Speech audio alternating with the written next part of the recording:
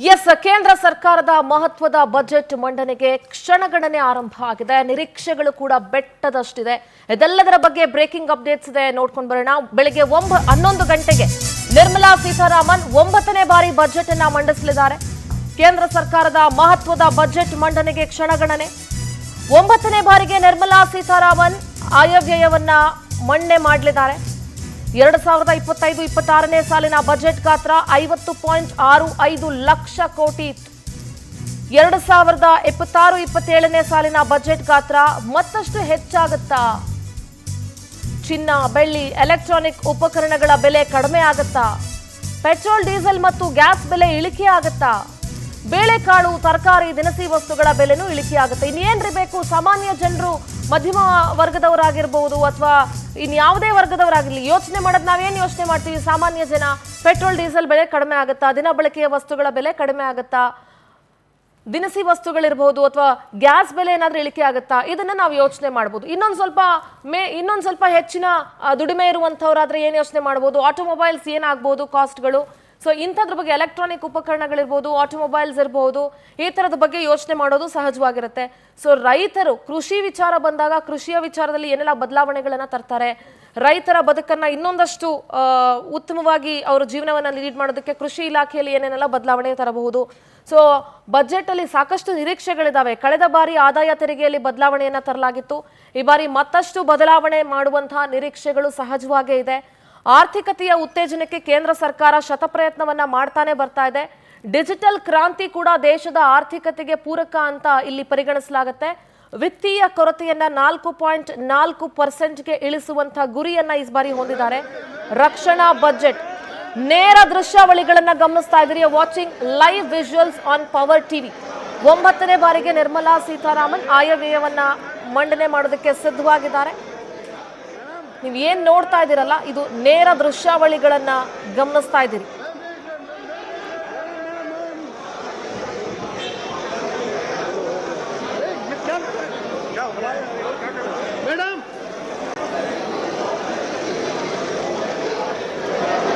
Budget ಮಂಡನೆಗೂ ಮುನ್ನ ರಾಷ್ಟ್ರಪತಿಗಳನ್ನ ಭೇಟಿ ಮಾಡ್ತಾರೆ. ರಾಷ್ಟ್ರಪತಿಗಳ ಒಪ್ಪಿಗೆಯನ್ನ ಪಡ್ಕೊಳ್ತಾರೆ. ಆ ಒಂದು ಪ್ರಕ್ರಿಯೆ ಈಗ ನಡೀತಾ ಇದೆ. ದೃಶ್ಯಗಳಲ್ಲಿ ನೋಡ್ತಾ ಇರಬಹುದು. ಅದಕ್ಕೆ ಅಂತ ಹೇಳಿ ಅವರು ಹೊರಟಿದ್ದಾರೆ ಕೂಡ ಹೌದು.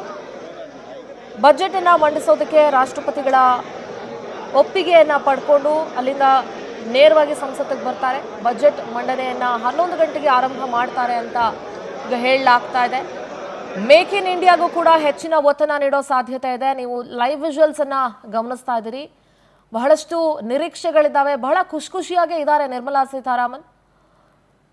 ಈ ಬಾರಿ ಬೇರೆ ಬೇರೆ ರಾಜ್ಯಗಳ ಚುನಾವಣೆ ಇರೋದ್ರಿಂದ ಅದನ್ನು ಕೂಡ ಗಮನದಲ್ಲಿ ಇಟ್ಕೊಂಡೆ ಯಾವತ್ತು ಕೇಂದ್ರ ಸರ್ಕಾರದ ಬಜೆಟ್ಗಳೇನಿರುತ್ತೆ, ಮುಂಬರುವಂತಹ ಚುನಾವಣೆಗಳನ್ನ ಮನದಲ್ಲಿ ಇಟ್ಕೊಂಡೆ ಆ ಬಜೆಟ್ ಅನ್ನು ಕೂಡ ತಯಾರಿಸಿರ್ತಾರೆ. ಆ ಬಜೆಟ್ ಅನ್ನು ಕೂಡ ರೆಡಿ ಮಾಡಿರ್ತಾರೆ. ಬೆಳಗ್ಗೆ 11 ಗಂಟೆಗೆ ನಿರ್ಮಲಾ ಸೀತಾರಾಮನ್ ಬಜೆಟ್ ಅನ್ನ ಮಂಡಿಸ್ತಾರೆ.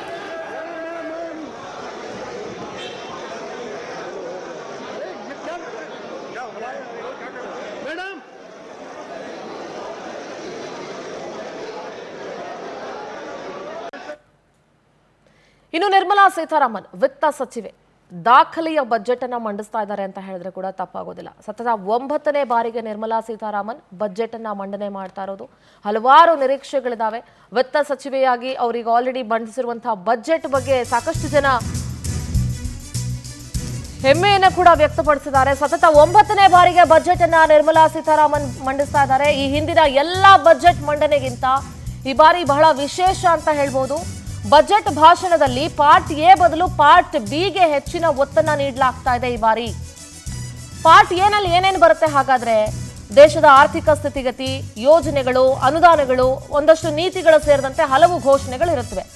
ಪಾರ್ಟ್ ಬಿ ನಲ್ಲಿ ತೆರಿಗೆ ಪ್ರಸ್ತಾವನೆ ಸೇರಿ ಕೆಲ ಘೋಷಣೆಗಳಿಗೆ ಮಾತ್ರ ಸೀಮಿತವಾಗಿರುತ್ತೆ. ಈಗ ಈ ಬಾರಿ ಪಾರ್ಟ್ ಬಿ ಗೆ ಒತ್ತನ್ನ ನೀಡ್ತಾ ಇದ್ದಾರೆ. ಈ ಬಾರಿ ನಿರ್ಮಲಾ ಸೀತಾರಾಮನ್ ಪಾರ್ಟ್ ಬಿ ಗೆ ಒತ್ತು ಕೊಡ್ತಾ ಇದ್ದಾರೆ. ಈ ಮೂಲಕ ಕೇಂದ್ರ ಬಜೆಟ್ನ 75 ವರ್ಷಗಳ ಸಂಪ್ರದಾಯಕ್ಕೆ ಬ್ರೇಕ್ ಹಾಕಲಾಗ್ತಾ ಇದೆ ಅನ್ನೋದು ಇಲ್ಲಿ ಹೈಲೈಟ್ ಅಂತಾನೆ ಹೇಳಬೇಕು.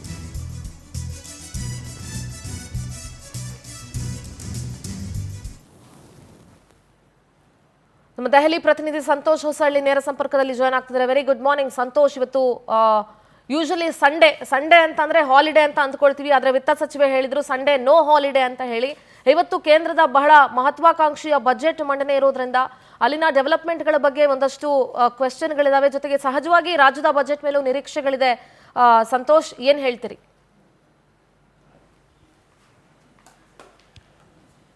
ವೆರಿ ಗುಡ್ ಮಾರ್ನಿಂಗ್ ಸಿಂಧೂರ. ಸಹಜವಾಗಿ ಇಡೀ ದೇಶಾದ್ಯಂತ ಜನರು ಹಾಗೂ ನಾನಾ ವಲಯಗಳು ಕೂಡ ನಿರೀಕ್ಷೆ ಮಾಡ್ತಿರುವಂತಹ ಕೇಂದ್ರ ಸರ್ಕಾರದ ಮಹತ್ವದ ಬಜೆಟ್ ಘೋಷಣೆ ದಿನ ಇವತ್ತು ಇರುವಂಥದ್ದು. ಭಾನುವಾರ ಆದರೂ ಕೂಡ ಬಹುತೇಕ ಮೊದಲ ಬಾರಿಗೆ ದೇಶದ ಕೇಂದ್ರ ಸರ್ಕಾರ ಭಾನುವಾರ ಆದರೂ ಕೂಡ ಬಜೆಟ್ ಅನ್ನ 1ನೇ ತಾರೀಕು ಮಂಡನೆ ಮಾಡಬೇಕು ಅನ್ನೋ ನಿರ್ಧಾರಕ್ಕೆ ಮುಂದಾಗಿರುವಂತಲ್ಲಿ ಗಮನಿಸಬೇಕಾಗುತ್ತೆ. ಸಹಜವಾಗಿ ಅದೇ ರೀತಿಯಾದಂತಹ ಪ್ರಕ್ರಿಯೆಯಲ್ಲಿ ಈಗಾಗಲೇ ಎಲ್ಲವೂ ಕೂಡ ನಡೀತಾ ಇದೆ. ಇನ್ನೇನು ಕೆಲವೇ ಗಂಟೆಗಳು ಮಾತ್ರ ಬಾಕಿ ಇರುವಂಥದ್ದು. ಇನ್ಫ್ಯಾಕ್ಟ್ ನಿಮಿಷಗಳು ಅಂತ ಹೇಳಿದ್ರು ಕೂಡ ತಪ್ಪಾಗ್ಲಿಕ್ಕಿಲ್ಲ.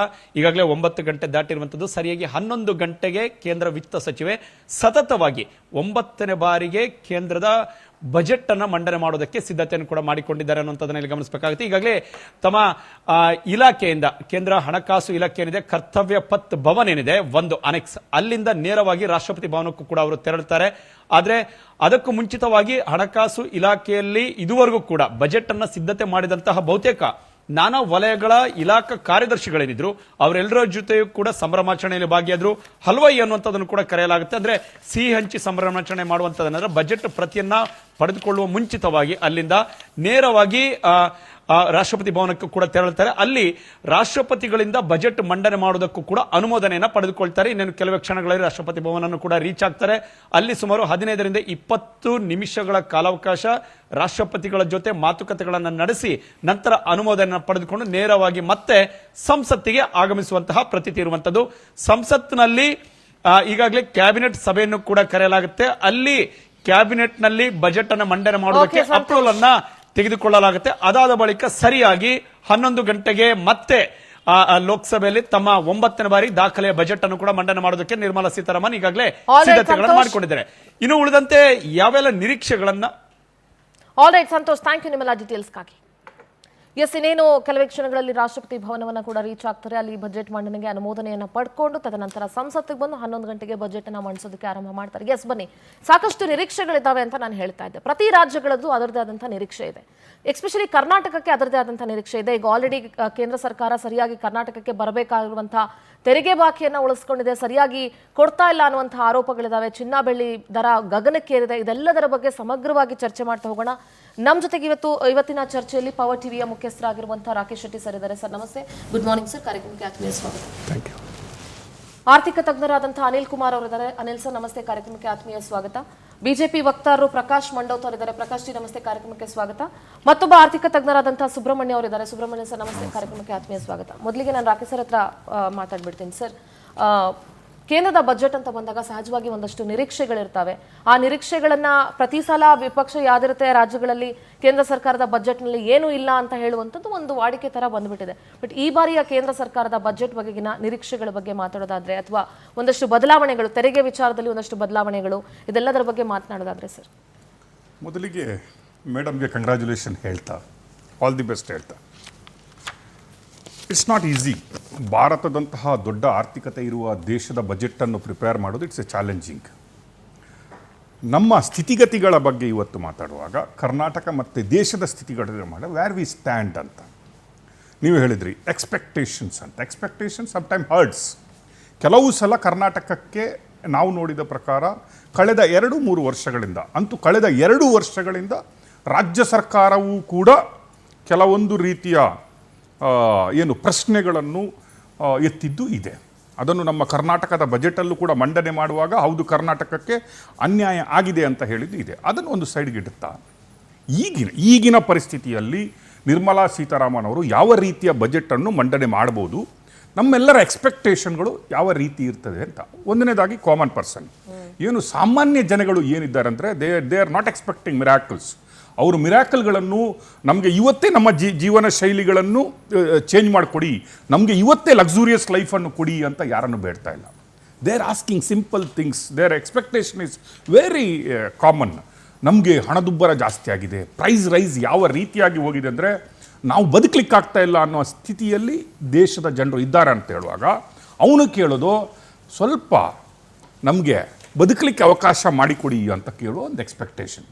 ಲೈಕ್ ಆರ್ಥಿಕ ತಜ್ಞರು ಏನಿದ್ದಾರೆ, ಈಗ ನಾವು ನೀವೆಲ್ಲ ಕೂತ್ಕೊಂಡು ಇಂಡಸ್ಟ್ರಿಯಲ್ಲೋ, ಇನ್ಫ್ರಾಸ್ಟ್ರಕ್ಚರ್ ಬಗ್ಗೆ, ಹೆಲ್ತ್ ಬಗ್ಗೆ, ಎಜುಕೇಷನ್ ಬಗ್ಗೆ ಇದನ್ನೆಲ್ಲ ಡಿಸ್ಕಸ್ ಮಾಡಬೇಕಾದ್ರೆ, ಸ್ಟಾಕ್ ಮಾರ್ಕೆಟ್ ಬಗ್ಗೆ ಥಿಂಕ್ ಮಾಡಬೇಕಾದ್ರೆ, ಸಾಮಾನ್ಯ ವೋಟರ್ ಇದ್ದಾರಲ್ಲ, ಸಾಮಾನ್ಯ ಜನ ಇದ್ದಾರಲ್ಲ, ದೇರ್ ಇನ್ ಡಿಫಿಕಲ್ಟೀಸ್ ಟುಡೇ. ಇವತ್ತು ಹೇಳ್ತಾ ಇದ್ವಿ ನಾವು, ನೀವು ಯಾವುದೇ ಒಂದು ಪ್ರೈಸ್ ರೈಸನ್ನು ನೋಡಿ, ಒಂದು ಬೇಳೆಕಾಳಿಂದ ಹಿಡಿದು ಯಾವುದನ್ನೇ ನೋಡಿ ಎಲ್ಲಿವರೆಗೆ ರೀಚ್ ಆಗಿದೆ ಅಂತ. That is what today's most expected. ನಾವು ಥಿಂಕ್ ಮಾಡಿ, ಈಗ ನೀವು ಹೇಳಿದ ಪ್ರಕಾರ ಈ ಪಾರ್ಟ್ ಎ ಮತ್ತು ಪಾರ್ಟ್ ಬಿ ಬಗ್ಗೆ ನಾವು ಮಾತಾಡ್ತಾ ಇದ್ವಿ. ಆಲ್ರೆಡಿ ನಿರ್ಮಲಾ ಸೀತಾರಾಮನ್ ಅವರು ಈ ಸಲ ನನಗನ್ಸುತ್ತೆ, ಯಾಕಂದರೆ GST ಬಗ್ಗೆ ಆಲ್ರೆಡಿ ಟೇಕನ್ ಎ ಕಾಲ್. GSTಯ ಯಾವುದು ಟ್ಯಾಕ್ಸೇಷನ್ ಇದೆ ಅದರ ಬಗ್ಗೆ ಎಲ್ಲದನ್ನು ಅವರು ಮಾಡಿ ಆಗಿದೆ.